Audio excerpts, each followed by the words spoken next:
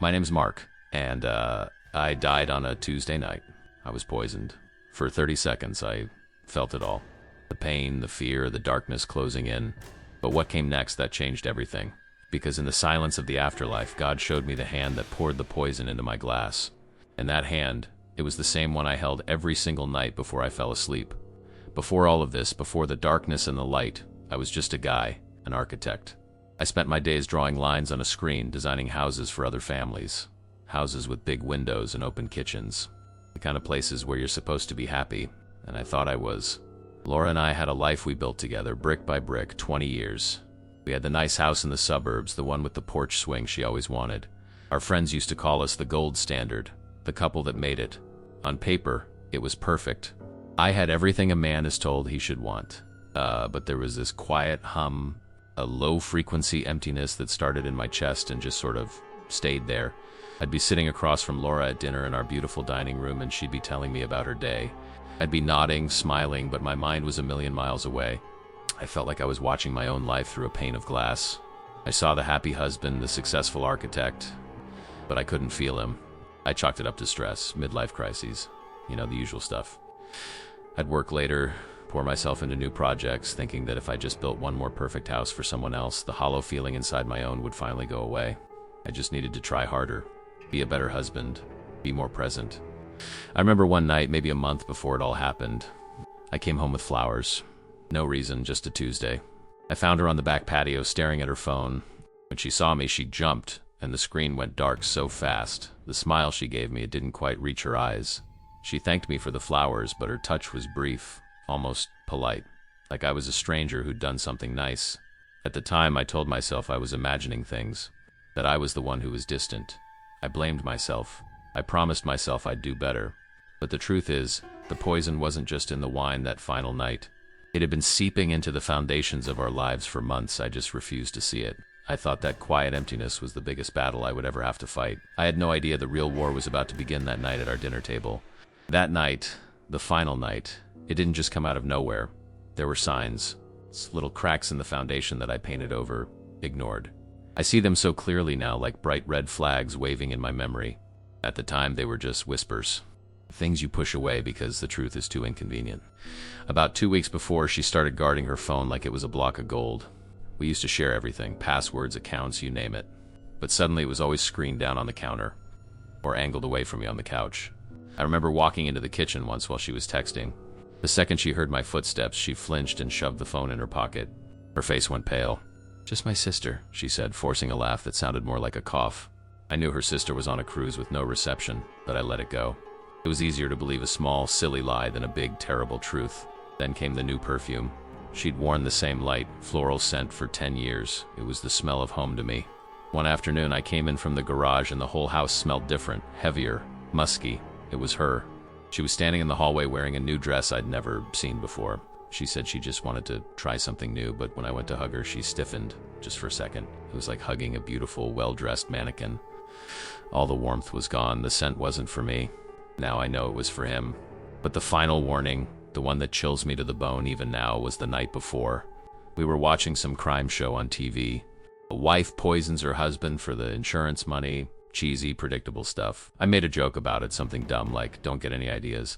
I expected her to laugh, to playfully punch my arm like she always did. Instead, she just stared at the screen. Her expression was completely blank. After a long, heavy silence, she turned to me, her eyes unreadable. "Sometimes," she said, her voice barely a whisper, "people are pushed to do things they never thought they were capable of." She didn't look sad. She didn't look angry. She looked thoughtful, like she was working out a math problem in her head. I should have seen it then. I should have felt the coldness radiating off of her. But I just wrapped my arm around her and said, "Good thing our life isn't a TV show." I felt her nod against my shoulder, a small, tight little movement. I was trying to comfort her, but really I was just comforting myself, telling myself the story I wanted to believe. And that's how I walked into my last day on Earth, blind, trusting, believing that the woman I loved was still in there somewhere. I didn't know I was already sleeping with a ghost. The dinner she made that night was perfect, my favorite. Steak, cooked just the way I liked it, with roasted potatoes that smelled like home. The table was set with the good plates, the ones we only used for anniversaries. A single candle flickered between us, casting a soft glow on her face. She looked beautiful. She looked happy. To us, she said, raising her glass. She'd opened that expensive bottle of red wine we'd been saving. Her smile was wide, and for a moment, just a moment, the hollow feeling in my chest disappeared. I felt like the old us again. I smiled back, clinked my glass against hers, and took a long, deep drink. It tasted fine, rich, familiar. We talked about a trip we were planning for the summer, to the coast. Her voice was light, full of plans. I took another sip of wine, feeling the warmth spread through me, and then a different kind of warmth started. A fire. It began in my throat, a sharp chemical burn that was nothing like alcohol. It shot down into my chest, and my heart suddenly felt like it was being squeezed in a vice. I couldn't breathe. I dropped my glass and it shattered on the floor, the red wine spreading across the wood like blood. I tried to speak, to ask for help, but only a choked, gurgling sound came out. I clutched my chest, my eyes wide, desperately looking at her. My wife, my Laura, the woman who was supposed to be my safe harbor. And that's when I truly died. Not from the poison, but from what I saw in her eyes. There was no panic, no fear, no rush to call 911. She just sat there perfectly still, watching me. Her face was a blank mask, her expression unreadable. It was the same look she'd had watching that crime show, the look of someone solving a problem. I was the problem, and she had just found the solution. My body hit the floor. The impact jarred my teeth. My vision started to swim, the edges turning dark and fuzzy. The last thing I saw was her face, looking down at me from a great distance. She didn't move. She didn't say a word. She just watched the life drain out of me. My final thought wasn't of anger or even fear. It was just a single, heartbreaking question that echoed in the collapsing chambers of my mind. Why? Then the darkness swallowed everything. The pain was gone. The sounds of the house faded away. There was no more floor beneath me, no more air in my lungs. There was just silence, a deep, profound, and absolute blackness. The end, or so I thought. But the end wasn't an end. It was a change in state, like water turning to steam. I was no longer a body lying on a hardwood floor. I was awareness, a single point of consciousness floating in an endless silent void. The pain was gone. The fear was gone. The weight of my own bones, the frantic beating of a dying heart, all of it just vanished. For a moment that could have been a second or a century, there was nothing but a profound, unbelievable peace. Then I felt a gentle tug. It wasn't physical. It was more like a memory pulling me somewhere. I drifted, weightless, and the blackness began to thin, like smoke clearing after a fire. And I saw it, my dining room. I was floating near the ceiling, looking down at the scene below. It was like watching television, except the actors weren't acting. There was my body sprawled on the floor, the shattered wine glass, the dark stain spreading across the wood. It looked so small, so finished. And there was Laura. She was just standing there, her hands hanging limp at her sides, watching. She didn't scream. She didn't cry. She just stared at my empty shell with an expression I'd never seen before. It was a look of cold, quiet calculation. The look of a job completed. I tried to scream her name. I tried to reach for her, to shake her, to ask her that one burning question again. Why? But I had no voice. I had no hands. I was a ghost in my own home, a silent witness to my own murder. The connection I had to that man on the floor, to that woman I once loved, was fraying like an old rope. I was becoming something else. But what happened next was even more terrifying than watching my own death. As I watched her, the room around me started to dissolve. The walls became transparent, the furniture faded into gray mist.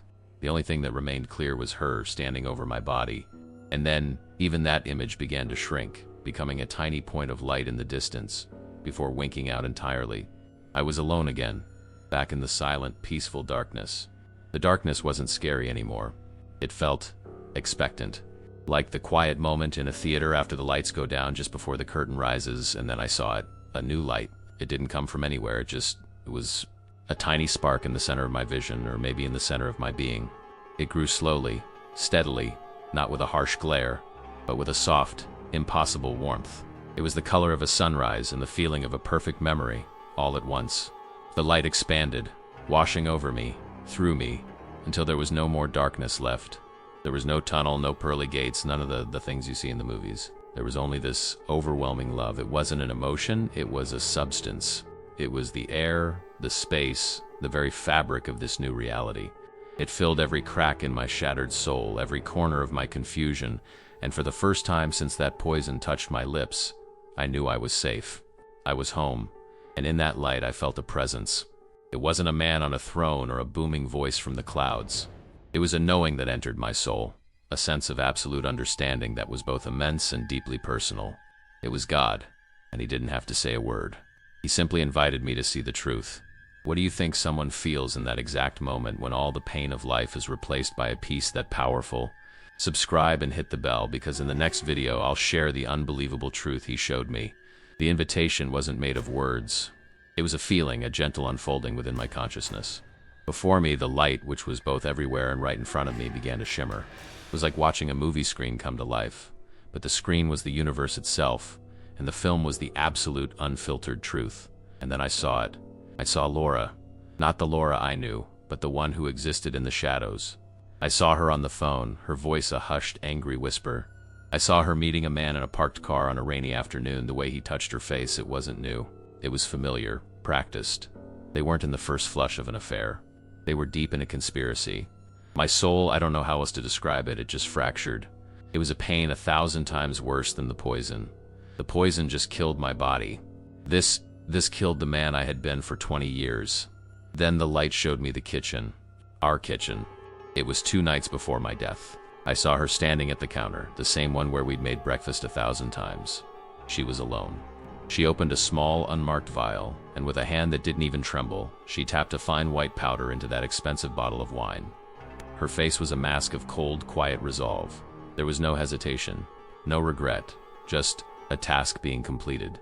Every memory I had, every I love you, every shared laugh, it all replayed in my mind, but now they were poisoned too. They were props in a play where I was the only one who didn't know his part. A raw, primal scream of rage echoed through my being. I wanted justice. I wanted her to suffer the way I had. I wanted fire and brimstone. But as that rage crested, the presence wrapped around me. It didn't scold me. It held me. It absorbed the heat of my anger like an ocean absorbs a single drop of rain. And a thought, not my own, but clearer than any voice I'd ever heard, bloomed in my mind. Vengeance is mine, it communicated. That is not your path. Look again. Not with your eyes of pain, but with eyes of understanding. The scenes replayed. But this time I saw more. I saw Laura as a little girl, praised only when she was perfect. I saw her deep, gnawing fear of not having enough, of being left behind. I saw the loneliness that had taken root in her heart long before another man ever entered the picture. Loneliness. I was too busy, too blind, too wrapped up in my own quiet emptiness to see. It didn't excuse what she did, not for a second, but it explained it. It wasn't an act of hate. It was an act of profound, soul-sick weakness. And then the greatest truth of all washed over me. Forgiveness. It isn't a gift you give to the person who hurt you. It's not about saying what you did is okay.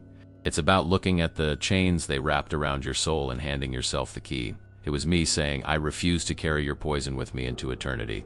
In the center of that boundless light, I saw her face one last time. And I said it not with a voice, but with the full force of my being. I forgive you. The moment I did, I felt a snap, a release. It was like a massive weight I didn't even know I was carrying had just been lifted from me. A single tear, not of sadness, but of pure, unburdened relief, fell from the ghost of my eye. I was free. And that's when the light gave me a choice. A crossroad in eternity. I could stay. I could remain in that perfect, unconditional love forever. Or I could go back. Go back and carry a piece of this light with me. What would you have chosen? To stay in paradise or return to the pain? Let me know in the comments below. And be sure to subscribe and hit that bell, because I'm going to tell you about the moment I took my first breath. For the second time. You won't believe what happened next. The choice wasn't a question spoken in words. It was a feeling, a path that split in two before me. One path led deeper into the light, into an eternity of that perfect, unconditional love. The peace was magnetic, a siren song for a soul that had known so much pain. Every part of me wanted to just let go, to dissolve into that warmth forever. But the other path, it pulled at me in a different way. It led back to the cold, to the noise, to the world of broken things and broken people. Why would anyone choose that? And then the presence gave me the reason. It wasn't a command, but an understanding that bloomed in my soul. Saw millions of people walking through their lives just like I had, with that quiet hum of emptiness in their chests. I saw them hurting each other, lost in their own little darknesses, believing that this life was all there was. They couldn't see the light that was waiting for them. They didn't know the power they had to unlock their own chains. The mission wasn't to punish Laura. Earthly justice would take care of that. My mission was to be a messenger, to come back and tell a single vital truth. I had to go back. I chose to come back. The instant I made the choice, it was like a cosmic slingshot pulled me back. The peace shattered. The warmth vanished, replaced by an incredible, crushing force. I felt my entire consciousness being squeezed through a pinhole, a violent, breathtaking compression. It was the opposite of death. It was a brutal, agonizing rebirth. Then, impact. My first sensation was pain, deep, searing ache in my chest. Then cold, the sterile chill of a hospital sheet. Then sound, a frantic, rhythmic beeping that grew louder and faster. I felt a desperate, primal need for air. My eyes snapped open. The light was blinding, a harsh, fluorescent glare. Faces swam above me, masks, wide eyes full of shock. I took a breath, a ragged, desperate gasp that felt like swallowing fire and ice. It was the most painful, most beautiful feeling I've ever had. I heard a voice shout, "He's back! We have a heartbeat!" The doctors called it a medical anomaly. A 1 in a billion miracle, but I knew the truth. It wasn't a miracle, it was a purpose. The law handled earthly justice. Laura faced the consequences of her actions in this world. But I didn't come back for revenge. I came back for you. I came back to look you in the eye and tell you this. The love you feel doesn't die. The life you live echoes in eternity. And forgiveness is the power that truly heals us, both here and in the hereafter. Waking up wasn't like in the movies. There was no gentle flutter of eyelids. It was a violent, brutal re-entry. 1 second I was making a choice in a place of perfect light, and the next my lungs were on fire, desperately clawing for air. The world slammed back into me with the force of a car crash. The first thing I remember is the sound, a frantic, high-pitched beeping that seemed to be screaming right inside my skull. Then, the pain, a deep, grinding ache in my chest as if every rib had been broken. Doctors and nurses swarmed around me, their faces a blur of shock and disbelief. I heard words floating in the chaos. Impossible. He was gone, flatlined for 7 minutes. To them, I was a medical anomaly, a ghost who had decided to repossess his own corpse. They poked and prodded me, shining lights in my eyes, asking me questions my new clumsy tongue couldn't answer. I wanted to tell them, it's okay. I was sent back, but all that came out was a dry, rasping cough. I was a soul from an infinite place, trapped again inside a broken machine. My sister Sarah was the first one they let in. The moment she saw me, her face crumpled. It was a mask of grief that shattered into a million pieces of disbelief, and then overwhelming joy. She grabbed my hand, her tears splashing onto my arm. "Mark, oh my God, Mark." But after the relief came the rage. Her eyes hardened. "They got her," she whispered, her voice like ice. "The police have her. She's not getting away with this. We'll make her rot in a cell for the rest of her life." She was saying everything the old me would have wanted to hear. She was promising the vengeance my soul had screamed for just moments before. But I wasn't that man anymore. I looked at my sister at the righteous fury burning in her eyes, and I didn't feel any of it. All I felt was a deep, aching sadness, not for me, but for her. For Laura. For a world that runs on that kind of fuel. I squeezed her hand weakly. "It's not about that anymore," I managed to rasp. She stared at me, confused, her anger faltering. "What are you talking about? She tried to kill you?" I just shook my head slightly. How could I explain that I had already seen the final judgment? How could I tell her that the verdict that mattered had already been given, and it was a verdict of understanding, not retribution? The days that followed were a struggle, learning to walk again, to speak without my voice cracking. But the real challenge wasn't physical. It was learning to exist in a world that felt faded. The colors seemed less vibrant than the ones I remembered from the light. The sounds were harsh and chaotic. The constant chatter of the TV, the anger in the news, the petty arguments in the hospital hallway. It all felt like static compared to the perfect harmony I had known. The quiet emptiness in my chest was gone, replaced by a profound sense of peace. But it was a lonely peace. I was a visitor here now, a tourist from a country no one else had ever been to. The police came. A detective with tired eyes sat by my bed and asked me to go over it step by step.